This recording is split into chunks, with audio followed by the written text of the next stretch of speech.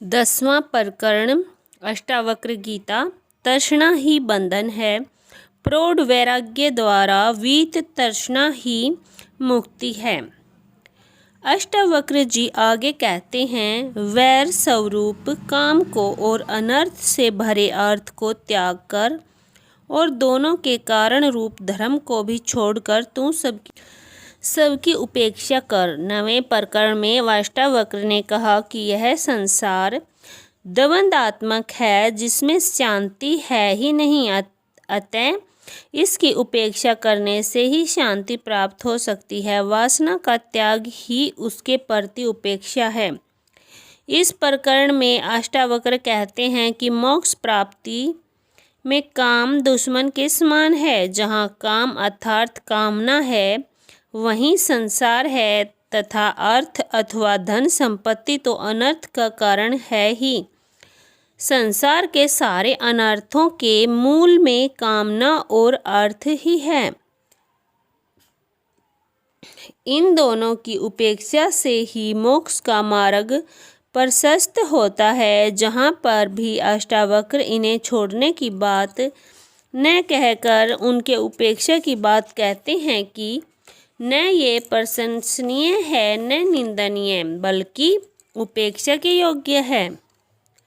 आत्मज्ञानी को इनकी उपेक्षा करनी चाहिए, क्योंकि निंदा व प्रशंसा दोनों में कामना ही है जो वैर स्वरूप है। साथ ही अष्टावक्र इन दोनों के कारण रूप धर्म की भी उपेक्षा करने की बात करते हैं।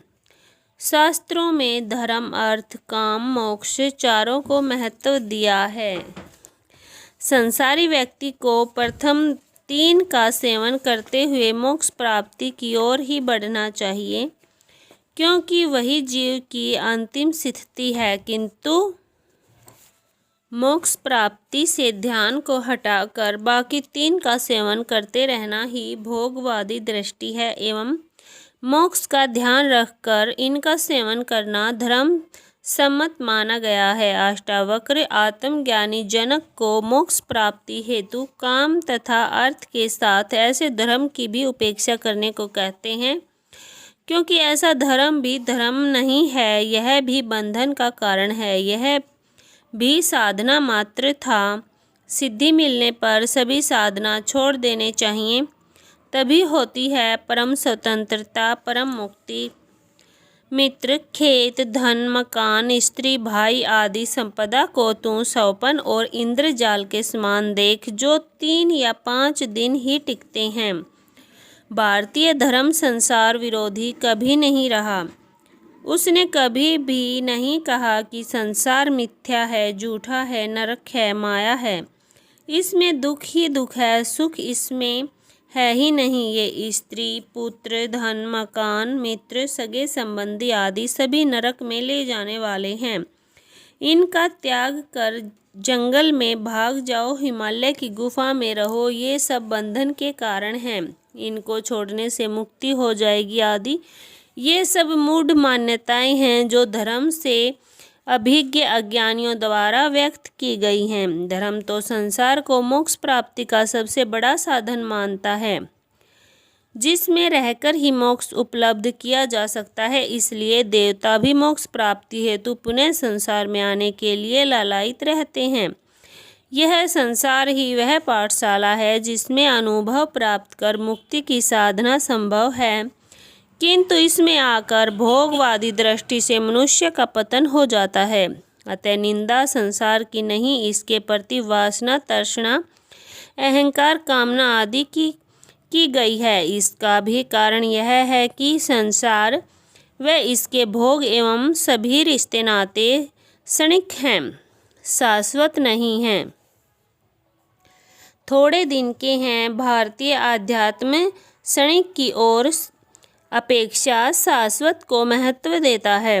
भारत ने इस शाश्वत को ही सत्य कहा है, जो तीनों काल में स्थिर रहे, क्षण क्षण बदलने वाला सत्य नहीं है।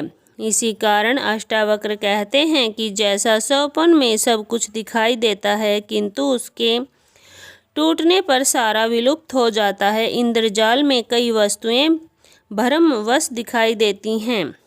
इसी प्रकार मोक्ष की इच्छा करने वाले को इस संसार को सौपनवत एवं इंद्रजाल के समान मानना चाहिए, क्योंकि ये मित्र, खेत, धन, मकान, स्त्री, भाई आदि समस्त संपदाएं थोड़े समय के लिए सत्य हैं। ये शाश्वत नहीं हैं कि हर जन्म में तुम्हारे साथ रहेंगी ही। मृत्यु पर सौपन की भांति सारा दृश्य बदल जाएगा। अगले जन्म में फिर सब नए संबंधी होंगे, नए रिश्ते होंगे। इस प्रकार अनेक जन्मों में अनेक रिश्ते बनेंगे व मिटेंगे। इनमें तुम्हारा साथ देने वाला कोई भी नहीं है, न तुम किसी का साथ दे सकोगे। ये सब 3 या 5 दिन के ही टिकेंगे, यानी क्षणभंगुर हैं। अतः ज्ञानी को मोक्ष प्राप्ति हेतु इन सब की उपेक्षा करनी चाहिए। अष्टावक्र भी इन्हें छोड़कर भागने की मूर्खतापूर्ण बात नहीं करते हैं। वे कहते हैं कि इस तथ्य का बोध हो जाना पर्याप्त है। इस बोध से ही आत्म क्रांति हो जाएगी। बिना बोध के संसार छोड़ने से कुछ नहीं होगा। इनका सारा उपदेश बोध का ही है। जहाँ जहाँ तृष्णा हो वहाँ वहाँ ही संसार जान। प्रौढ़ वैराग्य को आश्रय करके वीत तृष्णा होकर सुखी हो। अष्टावक्र कहते हैं कि मनुष्य अपना संसार स्वयं बनाता है। मनुष्य की तृष्णा ही उसका संसार है। परमात्मा ने मनुष्य को बहुत कुछ दिया है। आत्मा एवं शरीर जैसी बहुमूल्य वस्तुएं उसे दी हैं, किंतु इस आत्मा के अज्ञान से वह भिखारी की तरह संसारी विषयों की चाह करता है। उनको प्राप्त करने की अंधी दौड़ में पड़ जाता है, जिससे वह निरंतर दुखी होता जाता है। वह प्राप्त पदार्थों से अधिक प्राप्त करने की इच्छा करता है और अप्राप्त की प्राप्ति की इच्छा में वह निरंतर दौड़ धूप करता रहता है। उसकी यह तृष्णा कभी शांत नहीं हो पाती, जिससे वह संसार में सुख दुखों का अनुभव करता है। अष्टावक्र कहते हैं कि जहाँ जहाँ तृष्णा है वहाँ वहाँ ही संसार जान। यदि मनुष्य की तृष्णा शांत हो जाए, यदि उसे जितना प्राप्त हो उसी में संतुष्ट हो जाए, तो वह सुखी हो सकता है। इसी को अष्टावक्र वीत तृष्णा कहते हैं। इस वीत तृष्णा की उपलब्धि प्रौढ़ वैराग्य को आश्रय करके स्थित होने को कहते हैं, जिससे वह सुखी हो सकता है। तृष्णा मात्र ही आत्मा का बंधन है और इसका नाश मोक्ष कहा जाता है। संसार मात्र से अनासक्त होने से निरंतर प्राप्ति और तुष्टि होती है। अष्टावक्र कहते हैं कि यह तृष्णा मात्र ही बंधन है, अन्यथा संसार में कोई बंधन नहीं है। यह संसार नाते, रिश्ते, देहाभिमान, धन, संपत्ति आदि बंधन इसलिए हैं कि इनसे कुछ पाना चाहते हैं, इनसे अपने को अधिक से अधिक भरना चाहते हैं। इन सब के मूल में तृष्णा ही है। यदि तृष्णा का नाश हो जाए तो वह मुक्ति ही है। मुक्ति के लिए कुछ और करना नहीं पड़ता। अष्टावक्र इस तृष्णा नाश का भी उपाय बताते हुए कहते हैं कि संसार मात्र से अनासक्त होने से तृष्णा का नाश हो जाता है एवं इसके नाश से निरंतर प्राप्ति और तुष्टि होती है। संसार से तृष्णा छोड़ने से ही भीतर का जो बहुमूल्य है वह ज्ञात होने लगता है। उसी से मनुष्य की तुष्टि होगी। सांसारिक पदार्थों से तुष्टि हो ही नहीं सकती। सब कुछ प्राप्त करके भी भीतर खालीपन का अनुभव होता रहेगा। अनासक्त का अर्थ है न आसक्ति, न विरक्ति, न ग्रहण, न त्याग की इच्छा करना। यथा प्राप्त में संतुष्ट होना, उपेक्षा भाव रखना, यही अनासक्ति है। तू एक शब्द चैतन्य है, संसार जड़ और असत्य है। यह अविद्या भी असत्य है। इस पर भी तू क्या जानने की इच्छा रखता है?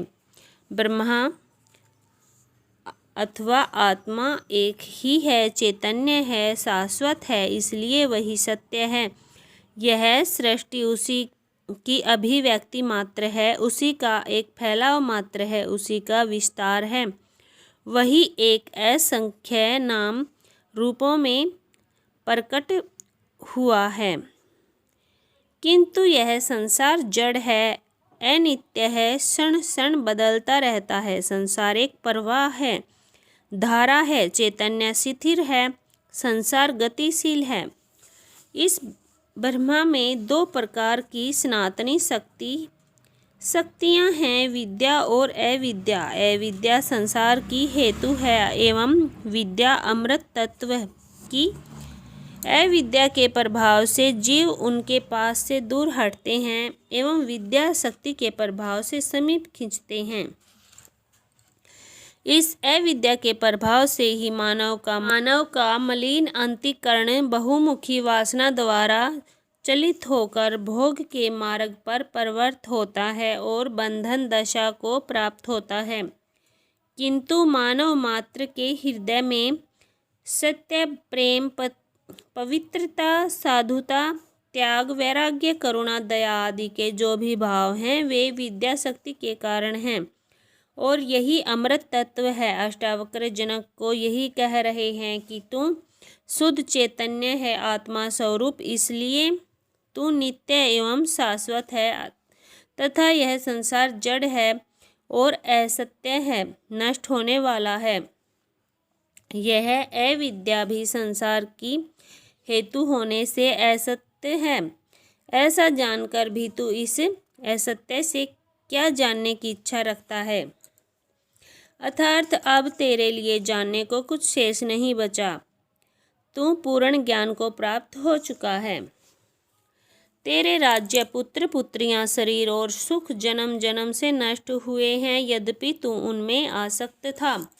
मनुष्य पैदा होता है, बड़ा होता है, पढ़ता है, नौकरी करता है, धन कमाता है, विवाह करता है, बच्चे पैदा करता है, घर बसाता है एवं इन सब में उसकी आसक्ति रहती है क्योंकि इन्हें वह अपना समझता है। इनके साथ उसकी अनेक उपेक्षाएं जुड़ी रहती हैं, किंतु इस आसक्ति के होते हुए भी मृत्यु के समय सब छूट ही जाते हैं। इन्हें बचाने का कोई उपाय मनुष्य के पास नहीं है, फिर नए जन्म में यही सब कुछ करता है, किंतु अज्ञानवश वह यह नहीं समझ पाता कि मेरी आसक्ति का त्याग ही ज्ञान है। अष्टावक्र जनक को यही उपदेश देते हैं कि तेरे अनेक जन्म हुए हैं, हर जन्म में तुझे राज्य, पुत्र पुत्रियां, शरीर और सुख मिले हैं, किंतु वे सब तेरे आसक्त होते हुए भी नष्ट हुए हैं। ये तेरे कभी हुए ही नहीं, इसलिए तेरी आसक्ति मिथ्या है। इसी आसक्ति के कारण कई बार जन्म लेना पड़ा एवं इस आसक्ति के कारण ही उसने छूटने में दुख होता है, अन्यथा दुख का कोई कारण नहीं है। इसलिए इन पूर्व जन्मों के अनुभव से शिक्षा ग्रहण करके अब तो तू इस आसक्ति का परित्याग कर, जिससे इस बार जन्म लेने और दुखों से तेरी मुक्ति हो सके। अर्थ, काम और कर्म बहुत हो चुके, इनमें भी संसार रूपी जंगल में मन विश्रांति को प्राप्त नहीं हुआ। अष्टावक्र जनक को फिर यही उपदेश देते कहते हैं कि धन, संपदा, काम और अच्छे कर्म जो तूने अनेक जन्मों में किए हैं और अब भी वही कर रहा है, किंतु इनसे भी तेरा मन इस संसार में विश्रांति को ही प्राप्त नहीं हुआ। यदि इनमें कहीं सुख होता, यदि इनमें आनंद होता, यदि इनमें संतोष मिलता, यदि इनमें दुखों का नाश होता, तो इन सब को प्राप्त करके तुझे निश्चित ही शांति और आनंद मिल जाना चाहिए था, किंतु इनको पाकर भी तेरा मन विश्रांति को प्राप्त नहीं हुआ। इसका कारण यह है कि इनमें सुख नहीं है, तू भ्रांतिवश इनमें सुख देख रहा है। अब तो इस अज्ञान एवं भ्रांति का त्याग कर। कितने जन्मों तक तूने क्या शरीर, मन और वाणी के दुख पूर्ण और श्रम पूर्ण नहीं किए हैं, अब तो आराम कर।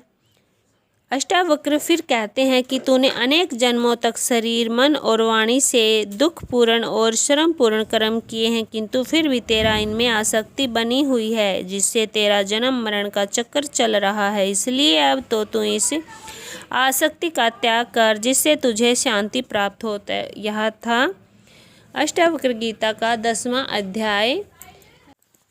ऐसे अच्छे अच्छे वीडियो के लिए हमारे चैनल को सब्सक्राइब कर लें और वीडियो को लाइक और शेयर करें। धन्यवाद।